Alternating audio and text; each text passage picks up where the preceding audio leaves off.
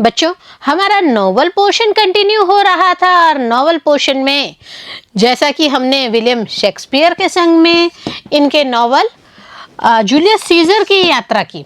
Julius Caesar में हमने देखा अलग अलग पार्ट्स में हम डिस्कशन कर रहे थे अबाउट विलियम शेक्सपियर सर की। हमने बात की थी कि कैसे इन्होंने अपनी जो जर्नी है वहाँ पे इतना अच्छा पड़ाव, अच्छा मुकाम हासिल किया कि ये ऑल ओवर द वर्ल्ड जो है इंग्लिश लिटरेचर में सबसे प्रोमिनेंट पोएट, नॉवलिस्ट, प्लेलिस्ट के रूप में जाने जाते हैं। हमने बात की हमारे प्ले जूलियस सीजर की। तो बच्चों, जूलियस सीजर में भी तो हमने देखा कि कैसे कैरेक्टर्स को इन्होंने ढाला है, कैसे कई जगह जो बोरिंग कंसेप्ट था उनको हटा के इन्होंने बहुत ही अट्रैक्टिव एंड इंटरेस्टिंग रूप से हमें जूलियस सीजर के बारे में बताया कि कैसे एक इतना अच्छा इंसान जूलियस सीजर जो है वो पोम्पे को हरा के आ रहे थे, अपना सेलिब्रेशंस कर रहे थे, बट कहते हैं ना कि अपने ही साथ ही दगा देते हैं। सेम विद जूलियस सीजर, इनके संग भी यही हुआ बच्चों। सीनेट के जो दूसरे मेंबर्स थे, ब्रूटस थे, कसाकस थे, इन लोगों ने क्या किया, इन्होंने ही इनका मर्डर कमिट कर दिया। अलग अलग पार्टीज अलग अलग बात रखती हैं। एंटनी जो है इनके एडॉप्टेड बेटे ऑक्टेवियस के संग होते हैं और वापस एक ऐसी लड़ाई होती है जिसमें हम देखते हैं कि ब्रूटस को सुसाइड कमिट करनी पड़ती है।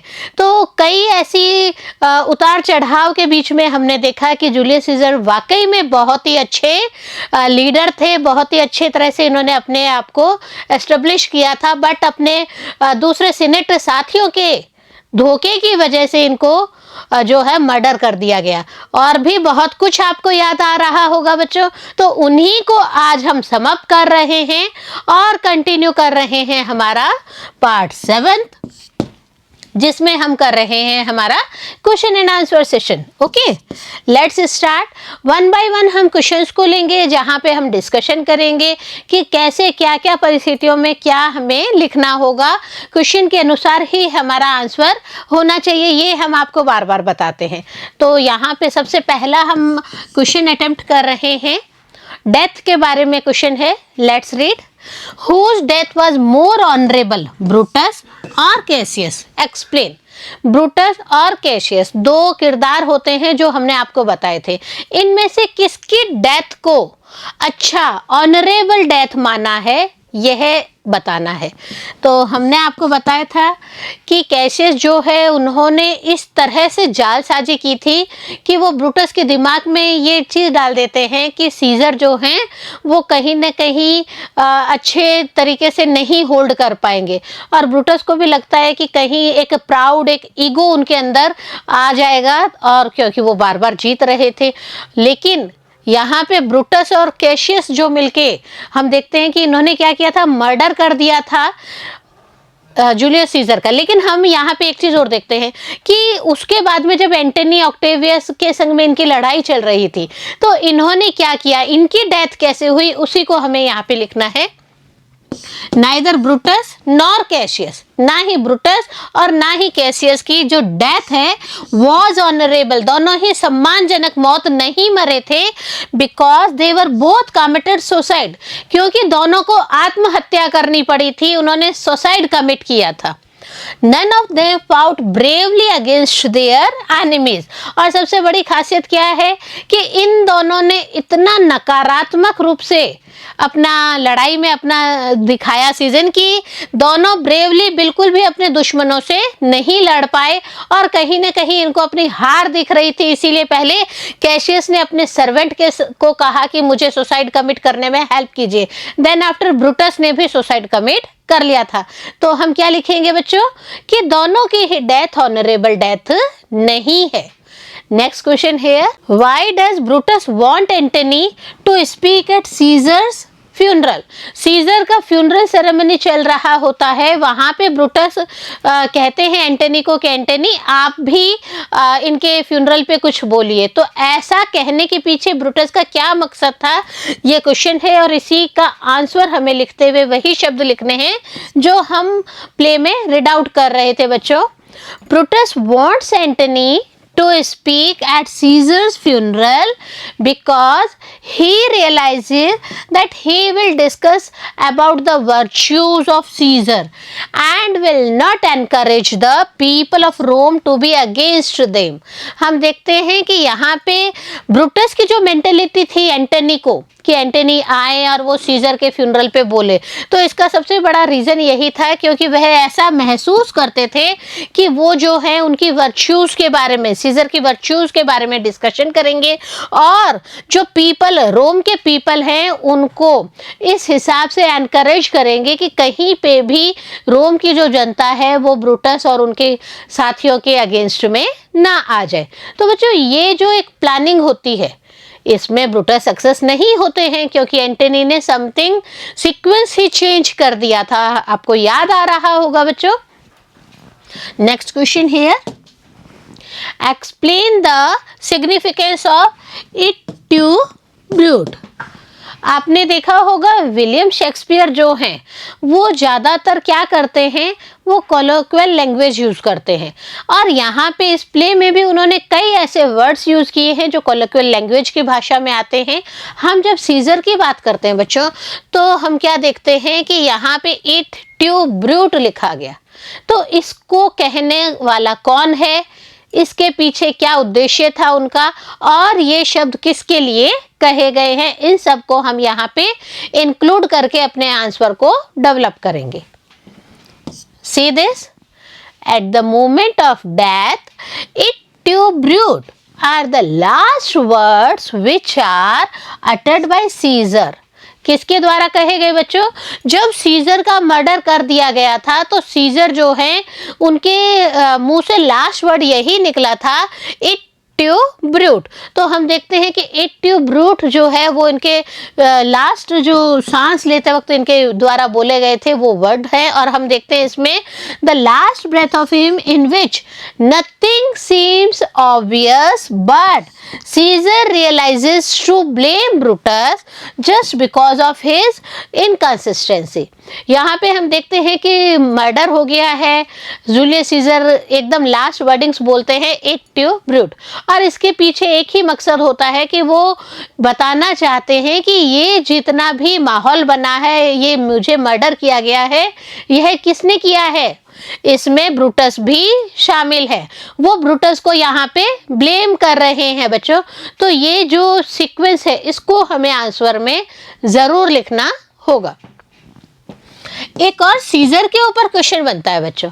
सीजर का हम देख ही रहे हैं कि जूलियस सीजर प्ले है, सीजर की इम्पोर्टेंस हम सब के सामने जग जाहिर है। तो यहाँ पे देखिए सीजर के ऊपर question, beside Caesar who as was guilty of being ambitious।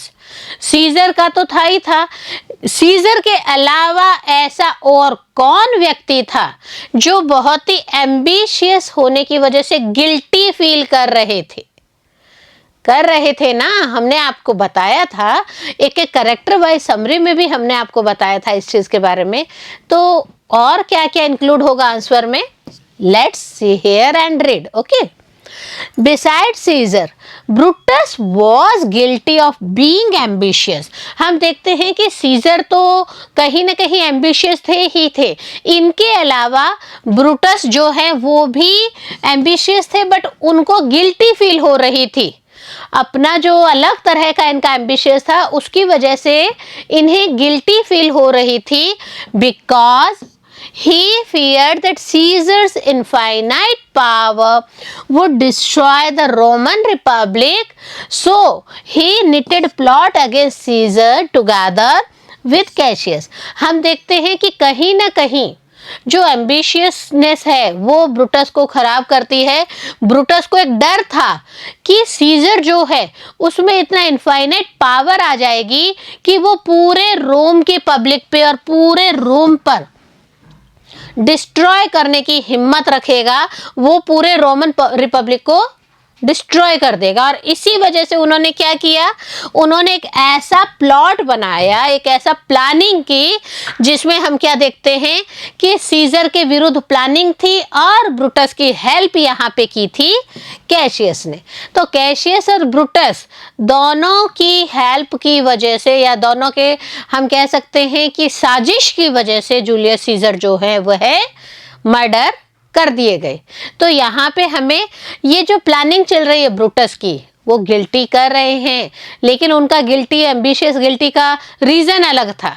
उनको ये डर लग रहा था कि कहीं पे भी जूलियस सीजर जो है वो इतने पावरफुल ना हो जाएं कि जो रोमन रिपब्लिक है उसको ही वह डिस्ट्रॉय कर दे। यहाँ पे एक बहुत ही इंपॉर्टेंट क्वेश्चन हम और लेके आए हैं बच्चों आपके लिए। इसमें देखिए, what are the qualities that constitute a good leader? एक अच्छे लीडर के लिए क्या क्या क्वालिटीज होनी जरूरी है? Based on your list of qualities, who was the best leader? Caesar, Brutus और एंटनी। आप अलग अलग पूरा हमारा ये प्ले पढ़ चुके हैं बच्चों हमारे साथ में। तो आप अपनी क्वालिटीज की जो लिस्ट है, उस क्वालिटीज की लिस्ट के अंदर से आइडेंटिफाई करके बताएंगे कि कौन बेस्ट लीडर है। सीजर बेस्ट लीडर है, या ब्रूटस बेस्ट लीडर है, या फिर एंटनी जो है वह बेस्ट लीडर के साथ रोम की जो सत्ता है उस पे अपने शासन करते हैं। तो वन बाय वन हम इसको पहले लेंगे कि किसका क्या है, उसके बाद में हम इसको फाइनल करेंगे कि this one, reason with reason हमें बताना है ना बच्चों। तो हम रीजन के साथ में बताएंगे कि क्यों किसको अच्छा इंपॉर्टेंट क्वालिटी के हिसाब से बेस्ट लीडर माना गया है। फर्स्ट ऑफ ऑल हम सेवरल क्वालिटीज को लेते हुए अपने आंसर को डेवलप करेंगे। There are several qualities of a good leader. एक गुड लीडर में कई क्वालिटीज होती हैं, कई तरह की उसमें हम कह सकते हैं कि प्रायोरिटी देते हैं वो अपनी क्वालिटीज के अंदर। First of them is that a good leader must be witty. सबसे पहले तो क्या है कि वह विटी होना चाहिए, काइंड हार्टेड होना चाहिए, दयालु होना चाहिए बच्चों, एम्बिशियस होना चाहिए। इट मीन्स कि ऐसा नहीं है कि एक दो लड़ाइयाँ जीत ली और हम बैठ गए। अगर देश की भलाई के लिए, देश की सत्ता पे अगर कोई दूसरा आक्रमण कर रहा है तो उससे अपने देश को बचाने के लिए एम्बिशियस भी होना चाहिए गुड लीडर के अंदर। इसके अलावा वह ग्रेट वॉरियर, बहुत अच्छे योद्धा के रूप में भी अपनी पहचान रखने वाला है। क्लेवर होना चाहिए and patriot, as well as honest and dedicated to the motherland respectively. अब ये देखिए, हम क्वालिटीज की एक पूरी सीरीज लेके आए हैं यहाँ पे, जिसमें हमने witty, kind hearted, ambitious, great warrior, clever, चतुर होने चाहिए। इसके अलावा देशभक्त, पैट्रियट, पैट्रियट मीन्स देशभक्त होने चाहिए। साथ ही साथ ऑनेस्टी और डेडिकेशन। डेडिकेशन किसके लिए? अपनी मातृभूमि के लिए डेडिकेशन होना बहुत ही जरूरी है। तो ये जो क्वालिटीज हैं ये किसी भी लीडर में होना बहुत जरूरी है। अब हम देखते हैं कि किसने कितनी क्वालिटीज को सम अप किया हुआ है। The combination of all these characteristics is difficult to be found in a single man. एक ही इंसान में इतनी सारी क्वालिटीज जो हमने अभी आपको बताई, इतनी क्वालिटीज होना बहुत ही मुश्किल है, बहुत ही हम कह सकते हैं डिफिकल्ट है कि कोई भी इंसान है उसमें ये सारा समावेश हो। But as far as we know we find the submission of these virtues in Caesar। परंतु अगर हम सारी क्वालिटीज को मिला के एक निचोड़ निकालते हैं और हमारे इन तीन लीडर्स को देखते हैं, Julius Caesar, Antony and Brutus, तो हम क्या देखते हैं कि ये जो क्वालिटीज हैं ये सीजर में सबसे ज्यादा मिलती हैं। He was a great warrior and fought a number of battles. हम सबसे पहली बात क्या कहते हैं कि सीजर जो है वो बहुत अच्छे योद्धा हैं, और अच्छे योद्धा होने के साथ साथ उन्होंने कई लड़ाइयाँ भी लड़ी थी and became victorious several times. और हम क्या देखते हैं, कई समय, कई दफा उन्होंने ये जो लड़ाइयाँ लड़ी इनको जीत भी हासिल की है। इनकी जीत भी उनमें बहुत मायने रखती है। For example he defeated Pompey and became the ruler of Rome. और एक एग्जाम्पल भी दिया गया है बच्चों कि उन्होंने क्या किया था, उन्होंने पॉम्पे को हराया था और रोम पर अपना साम्राज्य स्थापित किया था। अब ये तो हमने एक क्वालिटी इनकी देखी, और देखते हैं। Caesar was witty and kind hearted too. Caesar witty भी थे और काइंड हार्टेड भी थे, दयालु भी थे। He knew the expectations of the mass of Rome by dint of his kind heart. हम देखते हैं कि इन्होंने क्या किया, ये जो हैं ये एक जो रोम की पब्लिक है उनकी क्या क्या आशाएं हो सकती हैं, क्या क्या उनकी एक राजा के द्वारा इच्छा पूर्ति हो सकती है, वो इस चीज को बहुत अच्छे से समझते थे सीजर, और इसीलिए वो एक दयालुता की भावना रखते थे। और आप देखिए हमने पढ़ा था उसको, हमें यहाँ लिखना भी होगा कि उन्होंने इसके लिए क्या क्या स्टेप्स उठाए हैं। He donated the orchards of the kingdom and gold coins to the public which shows his wit and kind heart। हम क्या देखते हैं कि जो बागान है, ऑर्चार्ड मीन्स बागान, बाग बगीचे, उन्होंने जनता को बाग बगीचे तक दे दिए थे और गोल्ड कॉइन्स भी देते थे। वो पब्लिक को गोल्ड कॉइन्स भी देते थे, जिससे पता चलता है कि वो एक बहुत ही अच्छे काइंड हार्टेड पर्सन थे। इसके अलावा हम देखते हैं Caesar was ambitious too. Caesar महत्वाकांक्षी भी बहुत ज्यादा थे। He wanted to enlarge the kingdom of Rome। वो रोम के साम्राज्य को और विस्तार देना चाहते थे, उसको और बढ़ाना भी चाहते थे, यह भी उनकी बहुत बड़ी महत्वाकांक्षा थी। He was honest। अब एक और हम क्या देखते हैं क्वालिटी, कि वह ईमानदार थे। ईमानदारी मुख्य लक्षण होता है बच्चों किसी भी किंग के लिए। His honesty can be noticed in his decisions of refusal for the crown 3 times। और उनकी जो ईमानदारी है, ऑनेस्टी है, वो 3 टाइम्स जब उनको एंटनी के द्वारा क्राउन ऑफर किया गया और 3 टाइम्स ही इन्होंने कि नहीं I don't want to wear the crown, उन्होंने उसे रिजेक्ट कर दिया। तो हम क्या देखते हैं यहाँ पे सीजर की ईमानदारी भी नोटिस हो रही है। He was clever and great patriot। वह बहुत चतुर भी थे बच्चों, और इसके अलावा हम देखते हैं कि वो देशभक्त भी बहुत अच्छे थे। He sacrificed his life for the welfare of his motherland। और हमने जैसा कि पढ़ा, विलियम शेक्सपियर की कलम हमें बताती है कि उन्होंने अपनी जिंदगी का त्याग कर दिया। किसके लिए बच्चों? अपनी मातृभूमि के लिए। तो उनका ये जो मातृभूमि के लिए त्याग है, ये सब हमें क्या लगता है कि इनमें एक एक क्वालिटीज अगर हम देख रहे हैं तो वो काफी क्वालिटीज इनके अंदर समावेश हो रही हैं। Although he knew that there must be a conspiracy against him in Senate.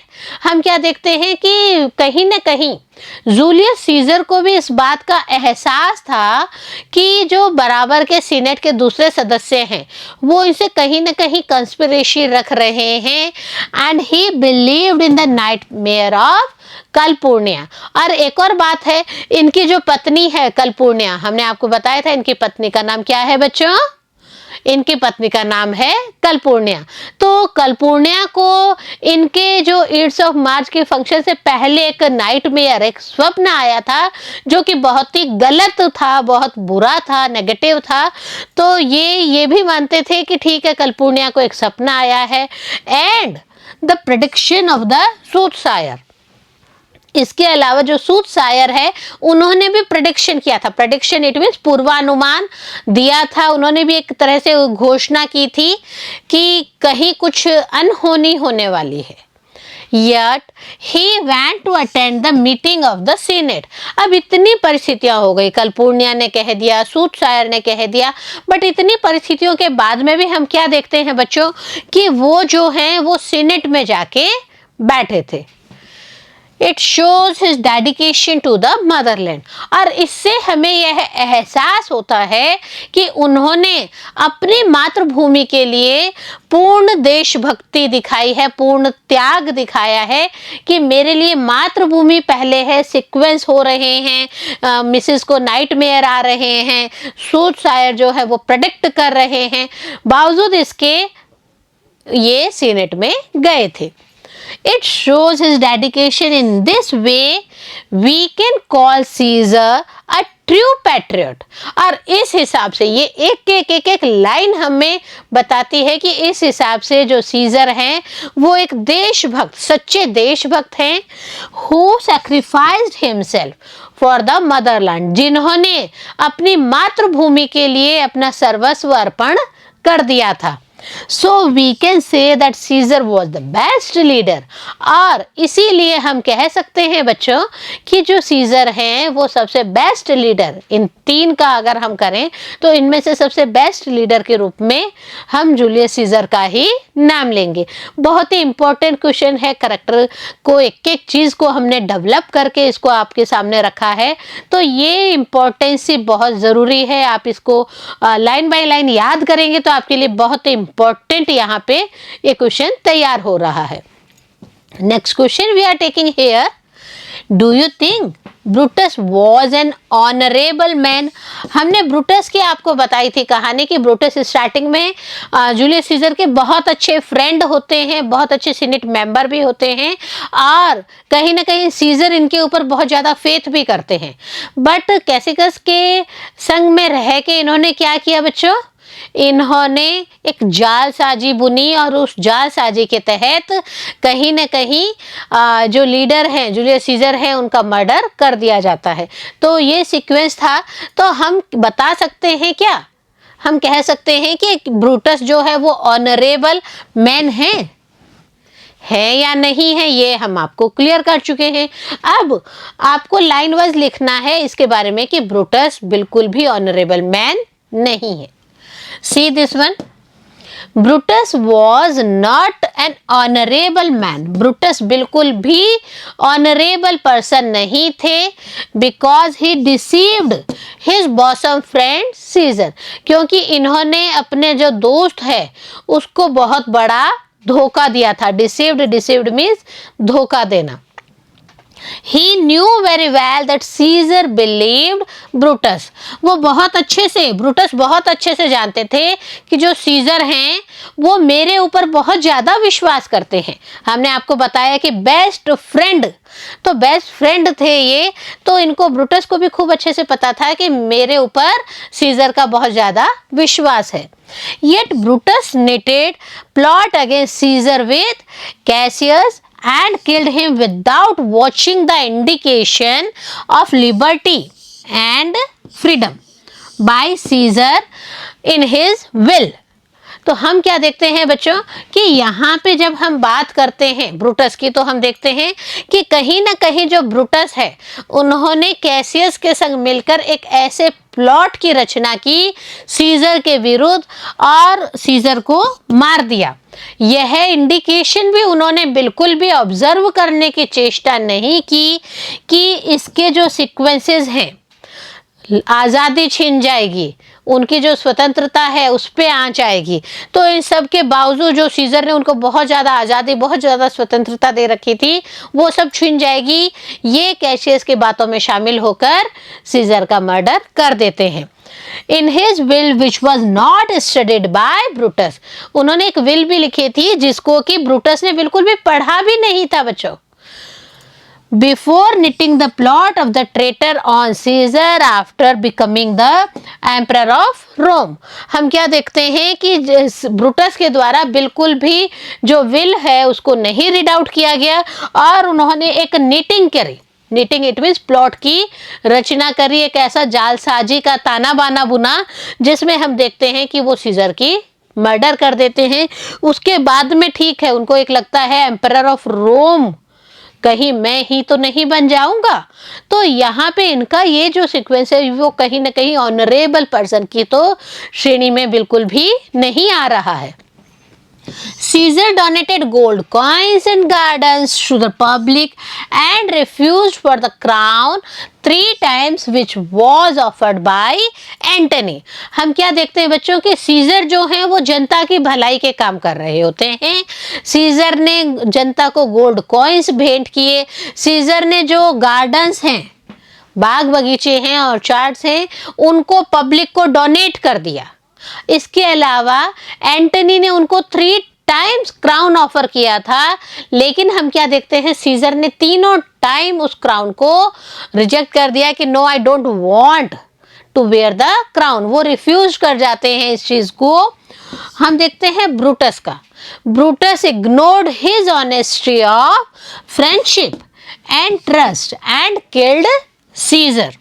हम क्या देखते हैं, ब्रूटस ने बिल्कुल भी ऑनेस्टी, जो ईमानदारी थी, जो दोस्ती में एक ईमानदारी की सख्त जरूरत होती है, उस ईमानदारी को भूल गए, सच्चाई को भूल गए और उन्होंने क्या किया बच्चों, उन्होंने सीजर की हत्या कर दी।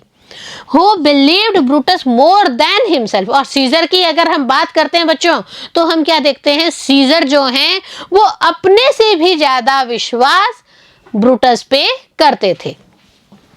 On the other hand, we find the sense of his own ambition of becoming Caesar, and in this way he seemed selfish and coward। एक तरफ तो हम देखते हैं कि ये फ्रेंडशिप करते थे, स्टार्टिंग में इनका बहुत अच्छा फ्रेंडशिप था सीजर के प्रति और दोनों बहुत अच्छे थे। सीजर तो अपने से ज्यादा विश्वास ब्रूटस पे करते हैं, लेकिन हम क्या देखते हैं बच्चों कि ब्रूटस कहीं ना कहीं सेल्फिश हो गए थे। ब्रूटस के जो खुद के एम्बिशंस थे, खुद की जो महत्वाकांक्षाएं थी, वो कहीं ना कहीं एक नेगेटिव रोल की तरफ उनको लेके जा रही थी और वो खुद सीजर बनना चाहते थे।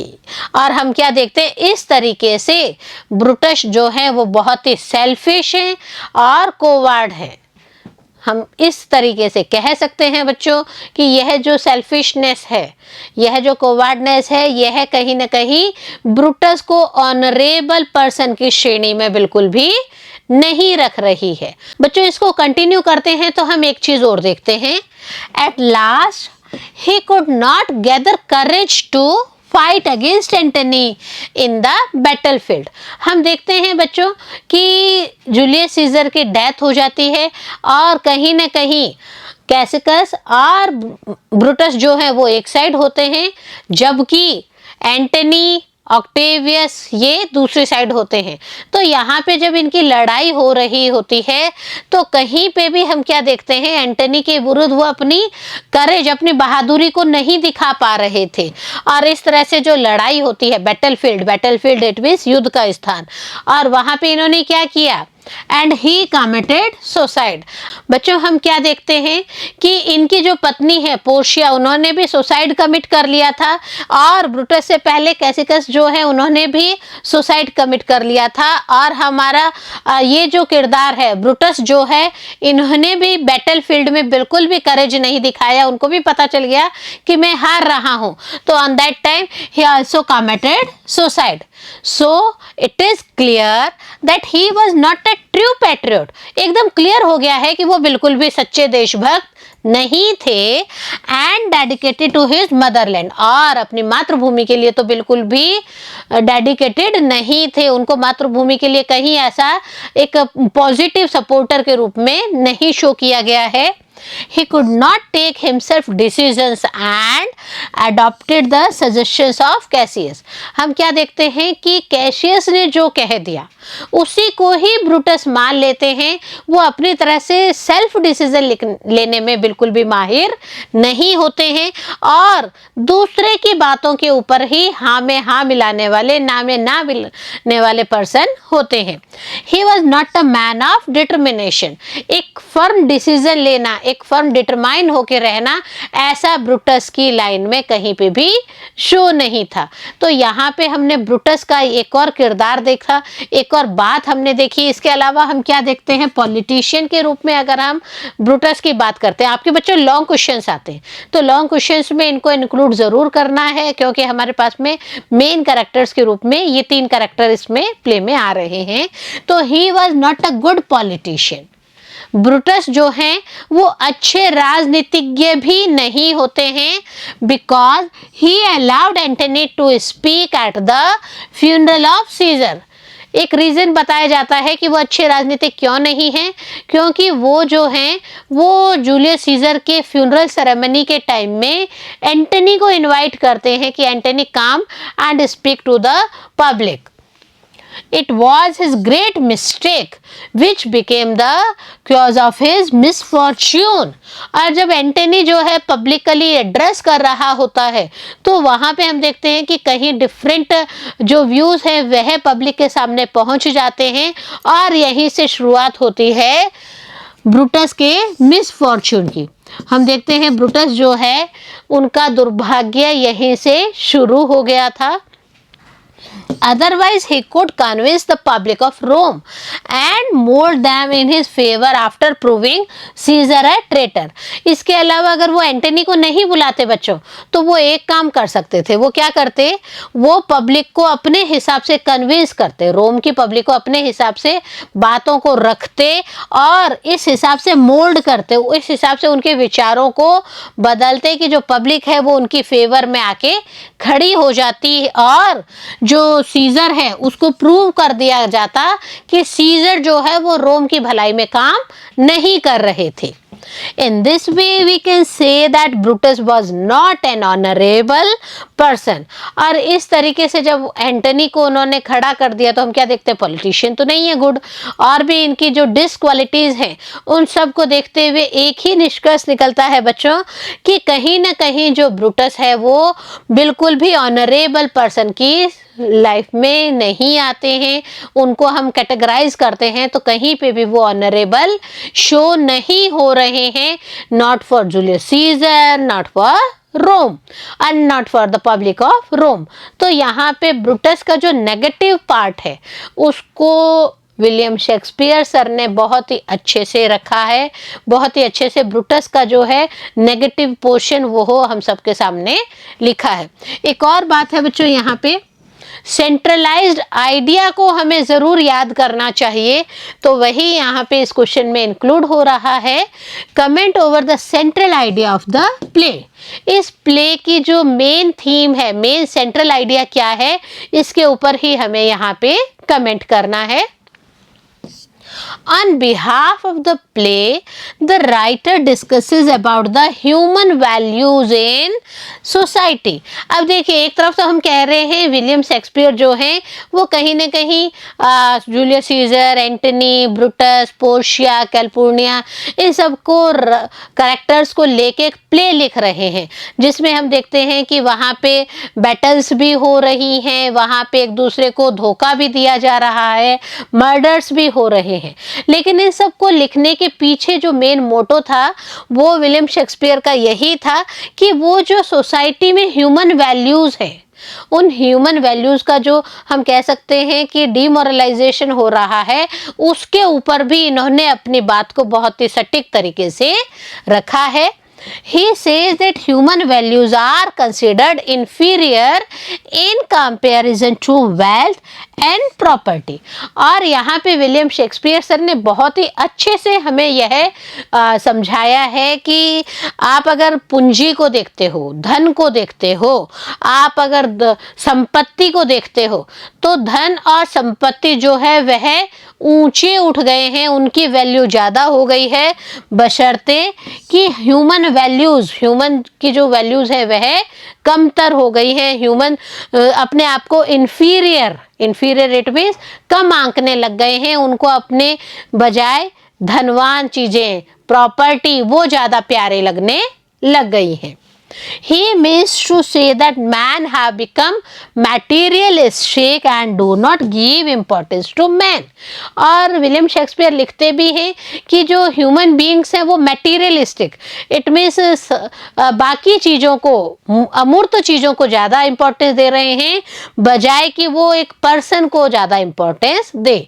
हम यहाँ पे ब्रूटस के किरदार को देखते हैं बच्चों, हम यहाँ पे कैशियस के किरदार को देखते हैं, तो हम क्या देखते हैं कि वो कहीं ना कहीं उनको ये फियर था कि ये जो सीजर हैं ये ऑर्चार्ड्स डोनेट कर रहे हैं, ये गोल्ड कॉइन्स डोनेट कर रहे हैं, तो ये कहीं ना कहीं खजाना खाली कर देंगे। तो ये एक हिंट दिया गया। इस हिंट के माध्यम से हमें समझ में आया कि अरे यहाँ पे तो इंसान की वैल्यू तो कम हो रही है, मटेरियलिस्टिक लाइफ ज़्यादा हावी हो रही है। The dramatists want to teach the lesson of moral duty in society।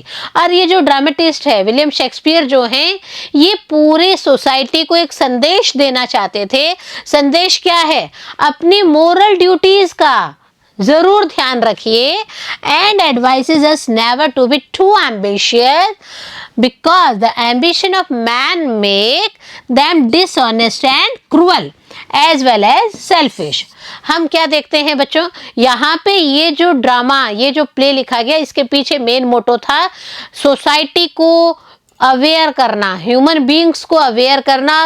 William Shakespeare इसमें सफल भी हुए हैं। क्यों? क्योंकि उन्होंने एक सोसाइटी के रूप में अपनी ड्यूटी दी है। और उन्होंने क्या कहा सोसाइटी पर्सन के रूप में कि हमें कभी भी ज़्यादा एम्बिशियस, ज़्यादा महत्वाकांक्षी नहीं होना चाहिए, क्योंकि ज़्यादा जब हम महत्वाकांक्षाएं पाल लेते हैं तो हम कहीं ना कहीं ईमानदार नहीं रहते हैं, हम कहीं ना कहीं क्रूअल हो जाते हैं, हम कहीं ना कहीं सेल्फिश हो जाते हैं, सिर्फ और सिर्फ अपने बारे में सोचना शुरू कर देते हैं, सोसाइटी के बारे में बिल्कुल भी नहीं सोचते हैं। He says that man ought to be honest and come in contact with nature by avoiding possession। और इसके लिए शेक्सपियर सर ने सबसे बड़ी बात कही बच्चों। विलियम शेक्सपियर सर कहते हैं कि जो इंसान है उसको ऑनेस्ट होना चाहिए, उसे ईमानदार होना चाहिए, इसके अलावा उसको नेचर के ज़्यादा से ज़्यादा करीब होना चाहिए। जितना वो नेचर के पास होंगे उतना ही वो अपनी तरफ से जो पोजेशंस की एक जो भावना है इंसान में, उसको छोड़ने की कोशिश करेंगे। आप देखिए नेचर हमें ऑलवेज कुछ न कुछ देती रहती हैं। नदियाँ पानी नहीं पीती, पेड़ स्वयं के फल नहीं खाते हैं, और जो प्रकृति है वो ऑक्सीजन हमें दे रही है। तो और भी ऐसे कई उदाहरण हैं जिनसे हम कह सकते हैं कि नेचर जो है वो कहीं ना कहीं गिविंग प्लीजेंट फील करती है। तो यहाँ पे विलियम शेक्सपियर भी हम लोगों को यही सिखाना चाहते हैं कि हम भी कहीं ना कहीं सेल्फिशनेस को छोड़कर प्रकृति के करीब आए, और प्रकृति की जो भाषा है ना कि अपने पास ज़्यादा वस्तुओं का ग्रहण ना करें, उस पे इम्प्लीमेंटेशन लेवें। इसके साथ ही हम देखते हैं इंसान के बारे में, तो हम देखते हैं the man must not consider himself more powerful than others. इंसान को कभी भी दूसरे इंसानों की बजाय अपने आप को दूसरा इंसान कह दें, प्रकृति कह दें, दूसरे जो हम कह सकते हैं लाइफ पर्सन्स हैं, एनिमल्स हैं, बर्ड्स हैं, उन सबको देखें तो हम क्या देखते हैं कि इंसान को कभी भी दूसरों की बजाय अपने आप को पावरफुल नहीं समझना चाहिए। And develop the sense of love, और अपने अंदर प्यार का संचार करना चाहिए। आप अपने आप से प्यार करेंगे तो आप प्रकृति से प्यार करेंगे, आप प्रकृति से प्यार करेंगे तो कहीं ना कहीं अल्टीमेटली आप सोसाइटी के एक अच्छे मेंबर साबित होंगे।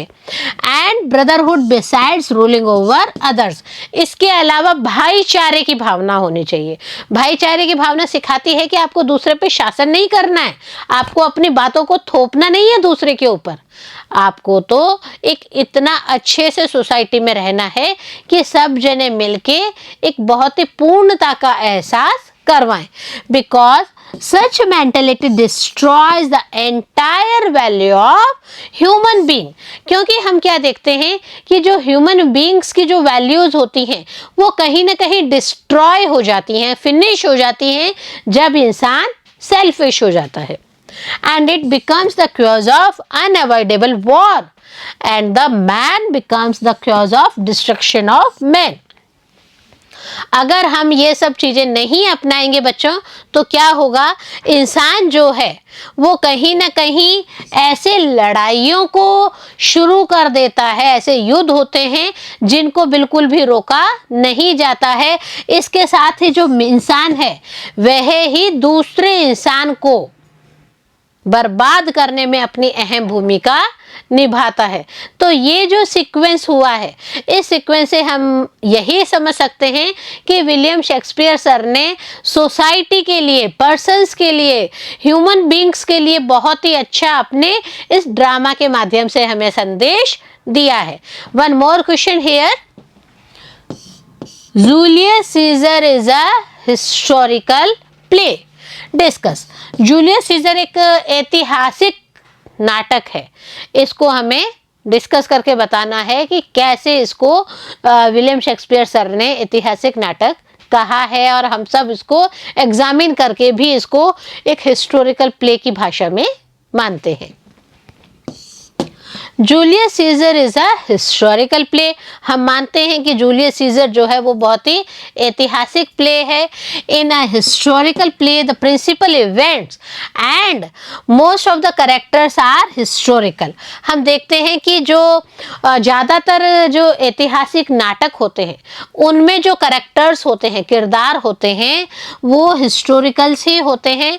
While in a non-historical play, the events and the characters are either wholly or partly fictitious and legendary।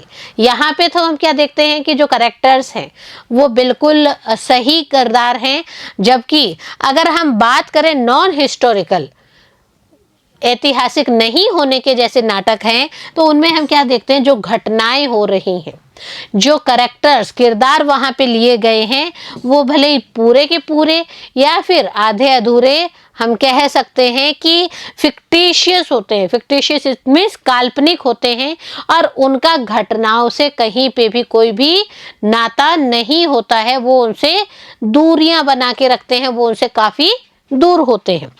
Shakespeare wrote a large number of historical plays. हाँ, विलियम शेक्सपियर सर की बात करते हैं बच्चों, तो हम देखते हैं कि विलियम शेक्सपियर सर के जो सीरीज ऑफ प्लेज है उनमें ज़्यादातर प्लेज जो है वो हिस्टोरिकल प्लेज में इंक्लूड होते हैं। क्यों? क्योंकि इन्होंने खासियत ही इतनी अच्छी रखी है। Now most of them are related to English history, और ज़्यादातर इंग्लिश हिस्ट्री से ही को रिलेट करके लिखे गए हैं। वहाँ की जो सीक्वेंस है, वहाँ के जो लीडर्स हैं, वहाँ के जो पॉलिटिशियंस हैं, उनकी बातों को इन्होंने शामिल किया है। But a few of them are concerned with ancient Roman history। हम देखते हैं कि ठीक है, यहाँ पे हमने ये तो कह दिया इंग्लिश हिस्ट्री से रिलेटेड है, परंतु विलियम शेक्सपियर सर के जो कई और नॉवेल्स हैं उनमें से हम क्या देखते हैं कि वो रोमन हिस्ट्री से भी को रिलेट करके लिखे गए हैं। English history as well as Roman history इनके प्लेस का मुख्य माध्यम होते हैं। इनके थीम जो है वो इन दोनों पे डिपेंड की जाती है। A historical play has its own interest and appeal। historical plays की बच्चों एक खासियत होती है, historical plays में अपने आप ही हम क्या देखते हैं कि बहुत ही अच्छे अपने आप इंटरेस्ट आता है, क्योंकि किरदार काल्पनिक नहीं है, किरदार जो है वो बिल्कुल सत्य घटनाओं पर आधारित होते हैं। इसके अलावा हम क्या देखते हैं कि वो अपीलिंग भी है। एक आप कहानियां पढ़ते हैं तो बच्चों आपने एक चीज देखी होगी, कई बार बच्चों को आप कहानियां सुना रहे हैं तो वो क्या कहेंगे, बच्चों आप भी बड़े हो, आप भी अपने छोटे बहन भाइयों को, भांजे भांजी, भतीजे भतीजी को कहानी सुनाते हैं बच्चों, तो वो क्या कहते हैं, और आगे क्या हुआ, आगे क्या हुआ। तो ये जो अपीलिंग होता है किसी भी प्ले में, ये अपीलिंग हम देखते हैं विलियम शेक्सपियर के प्लेस की प्रमुख विशेषता होती है। Because of authenticity of events and persons, और इसके पीछे रीजन भी है बच्चों कि इनके जो प्लेस होते हैं वो इंग्लिश हिस्ट्री या रोमन हिस्ट्री के ऊपर बेस्ड है, प्लस उनमें ऑथेंटिसिटी है, जो घटनाएं वहाँ पे घटित की जा रही हैं वो कहीं ना कहीं सत्य घटनाओं पर आधारित होती हैं, और जो इंसान होते हैं, जो कैरेक्टर्स उसमें इंक्लूड होते हैं, that characters are also not fictitious, they are real characters of life. In this play, all the major and minor events are historical and so are all the characters. और अगर हम Julius Caesar की बात करते हैं बच्चों, तो हम देखते हैं कि इसमें जो भी करेक्टर्स हैं, जो भी मेजर मान ले, माइनर मान ले, करेक्टर्स और इवेंट्स, वो सब क्या है बच्चों, वो हिस्टोरिकल हैं और हम कह सकते हैं कि रियल है। और रियल है इसीलिए हमें बहुत ही मज़ेदार एहसासात कराते हुए जा रहे हैं। रीज़न बिहाइंड इट कि रियलिटी को अपने आप में लिखना भी बहुत मायने रखता है। The position of the tribunes of Julius Caesar in the opening scene, the warning of soothsayer to Caesar. हम क्या देखते हैं, जब स्टार्टिंग सीन क्रिएट किया जाता है, उस स्टार्टिंग सीन में हम क्या देखते हैं, जो अपोजिशंस होते हैं, अपोजिशन इट मीन्स विपरीत पार्टी के लोग, तो वहाँ पे उनका जो जूलियस सीजर के विरुद्ध एक अलग ही किरदार सामने आता है एकदम स्टार्टिंग में। इसके अलावा सूटसायर ने भी सीजर को एक वार्निंग दी थी, उसको भी यहाँ पे शो किया गया है। The conspiracy initiated by Cassius against Caesar are seen. इसके अलावा जो कैशियस होते हैं वो क्या करते हैं बच्चों, वो एक प्लानिंग करते हैं और उस प्लानिंग में, उस जालसाजी में ब्रूटस को भी अपने हिस्सेदार बनाने के लिए ऐसा समय देखकर उनके यहाँ पे भी एक पत्र डाल देते हैं, ऐसा पत्र जिससे ये लगता है कि जो जनता है वो सीजर के अगेंस्ट है। तो ब्रूटस भी कहीं ना कहीं कैसियस से मिल जाते हैं और कैसियस और ब्रूटस की जो अंदर की कॉन्स्पिरेसी है सीजर के विरुद्ध, वो हम सबके सामने यहाँ इस प्ले में उजागर हो रही है। The dreadful supernatural sights witnessed by Casca. Casca के द्वारा बहुत ही ऐसे ड्रेडफुल सुपरनेचुरल नज़ारे भी बताए जाते हैं जिनसे हम क्या देखते हैं कि कहीं ना कहीं ये जो प्ले है वो हिस्टोरिकल प्ले बन रहा है। इसके अलावा देखिए, the assassination of Caesar, Caesar का मर्डर करना। तो ये जो सारी सीक्वेंस बनाई गई है, ये सारी सीक्वेंस से हम कह सकते हैं कि ये एक हिस्टोरिकल प्ले है। All the events are real which make the readers curious to know further in which they find reality। ये सारी घटनाएं बच्चों बिल्कुल सच घटनाएं हैं और जैसा हमने आपको बताया कि दर्शकों को बांधे रखने में सक्षम है।